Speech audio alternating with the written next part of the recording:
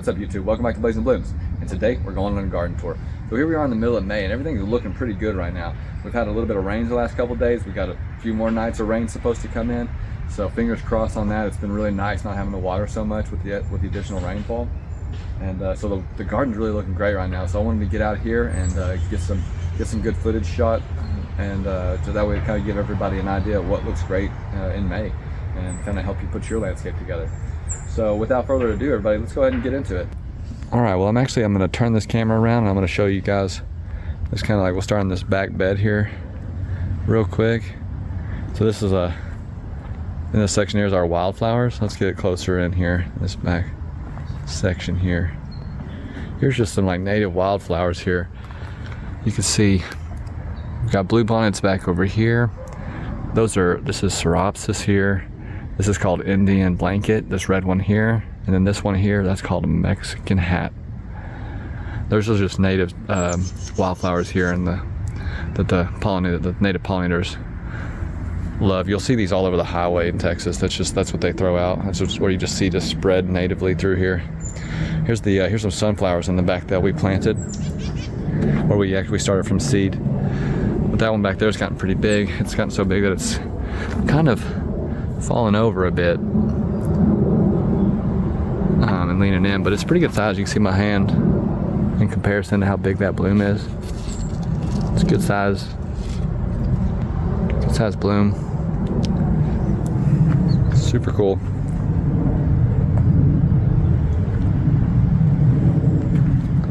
Let's see what else we got. Let's turn it around. So here's a new addition. This is Plumbago. Just planted it. It's a perennial. Seems like it's enjoying that location there quite well. And then right next to it we have this daylily. We have 3 daylilies here in a row. This one here is flowering first. I think it's a little bit different than the other 2. I can't remember exactly. Looks super cool, super neat. And then here we have our garden area here. You can see how big our lettuce heads are finally getting. So they look really good this year. I'm super excited about them. And our tomato plants are growing. They're not too super tall. Some of them, I guess the biggest one's probably a foot tall.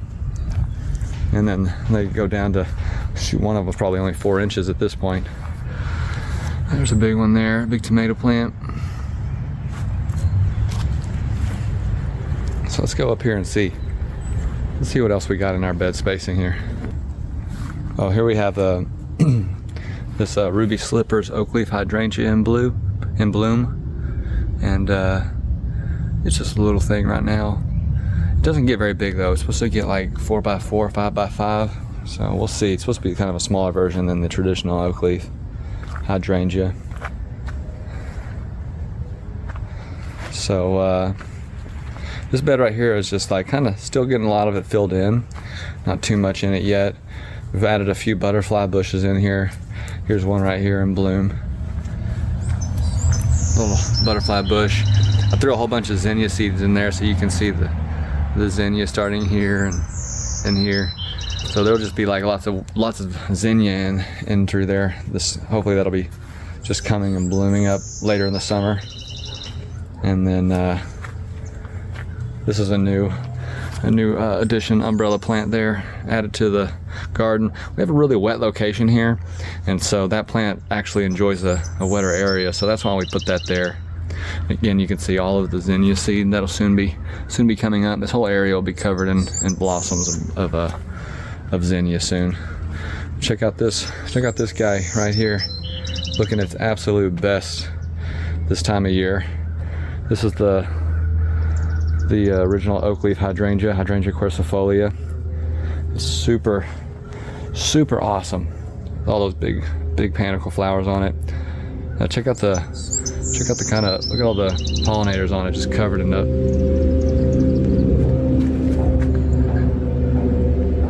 Is that coming in focus there? There. Look at that little beetle down in there. Just covered in that pollen. It's pretty cool. There's a couple more. Lots of pollinators. There's the honeybee.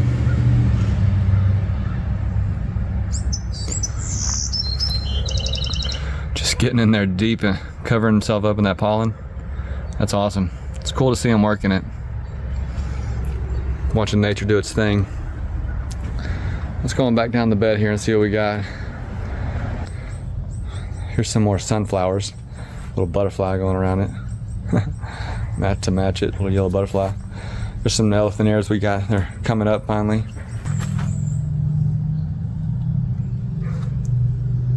Okay. And here we have some cannas. We have canna here and some canna here. Now this one here is in red and a darker foliage. Now, it's not blooming yet, but that lighter foliage down there with the yellow in it, it's definitely blooming and way ahead of this one here on the left.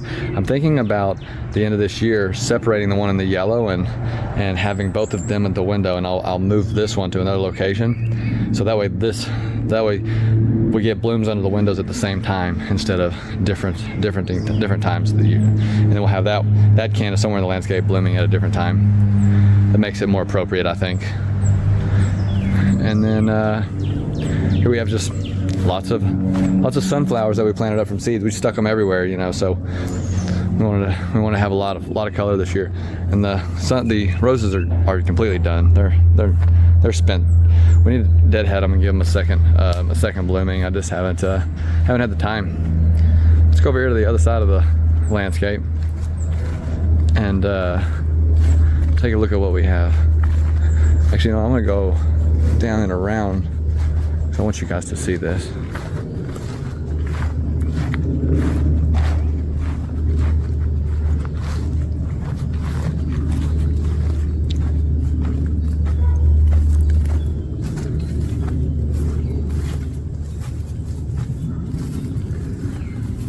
Look at that. Isn't that awesome? All that color right there. Like, the blooms look so ghostly, and like they just pair so well with that dark foliage. And that this is a sorry, what this is. This is a Penstemon here. It's really neat. I like that dark color Penstemon with those light purple and white blooms. Super intricate, super nice. Yeah, super cool. Let's go ahead and go through the gate over here, and we'll go through the front side, see what we got in the front. All right, here I am now on the front side of the garden, front yard here. And here on the left here, that's called Silver King Artemisia.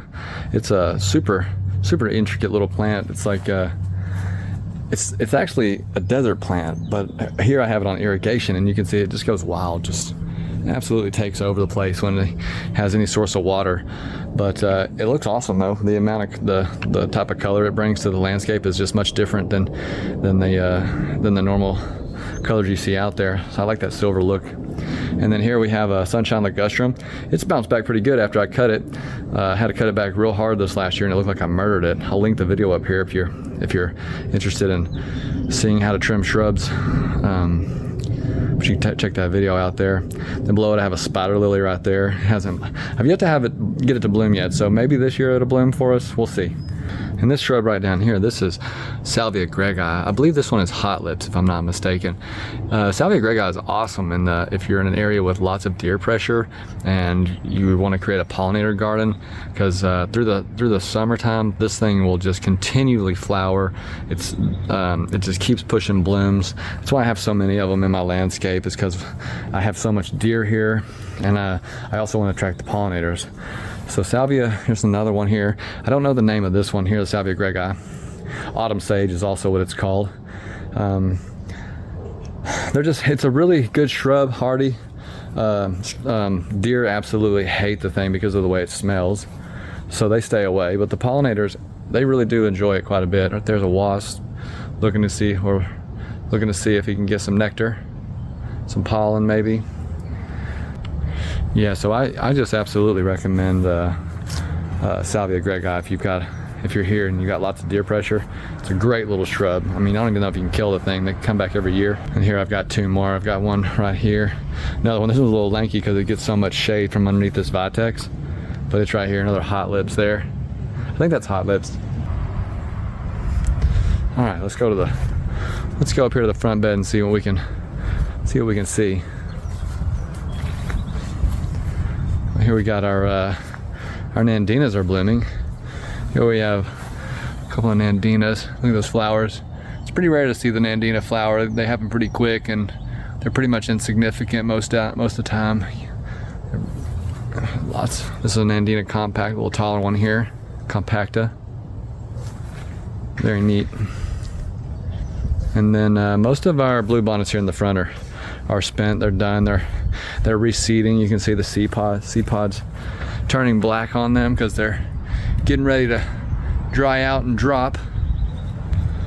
Turning black and gray and gross. What I'll do is I'll actually pull those, you know, so they're not so ugly all year. I'll pull them and take the seeds off and distribute the seeds around in the landscape wherever I want to have more blue bonnets. All right, here and right over to the right we can see here we have some Lantana finally coming into bloom. This came back from last year. We planted this last year, perennialized. There's another one here in white and yellow. Pretty cool. Puts off a pretty nice flower. Here we go. We got more Salvia here up front. We got it in two-tone blooms here, as well as we've got them in purple. The purple looks great, and then the blue, Salvia greggii in blue. And check this out over here. We got a bit of catmint. We got two of them actually. I believe this one over here is Walker's Low, the smaller one, and this one over here is your, I can't remember the name of that one actually, but it looks a lot like blue bonnets from a distance. But you can see that again, the pollinators simply enjoy it. Or fighting over the buds, these honeybees are. Pretty neat little plant. Comes back every year, super hardy. Super hardy. Oh, here's a neat one here. This one is a butterfly weed, and it's in orange. That one that's in orange is I just absolutely enjoy that one a lot. It stays smaller than a lot of the other other butterfly weeds, smaller and bushier. So super cool. Pollinators love it. More Lantana right there. Lantana surrounds this vitex there that we planted. So and here we have lots of this is Salvia here. This is Victorian Salvia here in white. I got it in white, and I also got it in this bluish purple. This one's a really great perennial to have. It comes back every year, very aggressive. It can cover a landscape pretty quickly, a flower bed space pretty quickly. I mean, I just planted a little bit here in the front here, these little few pieces here, and you can see this is a couple years later. Here it is here, and it's over here now. So it's moving. Some of it out there. I didn't put that out there. Now it is. So it's a really great plant if you're looking to cover a lot of ground quickly with it, perennial wise. All right, everybody, well, that's going to wrap up this video. I'm already getting sweaty, so I hope you saw something you liked. You enjoyed the tour. Make sure you like, share, and subscribe. It really helps the channel out. And as always, we'll catch you next time. Bye.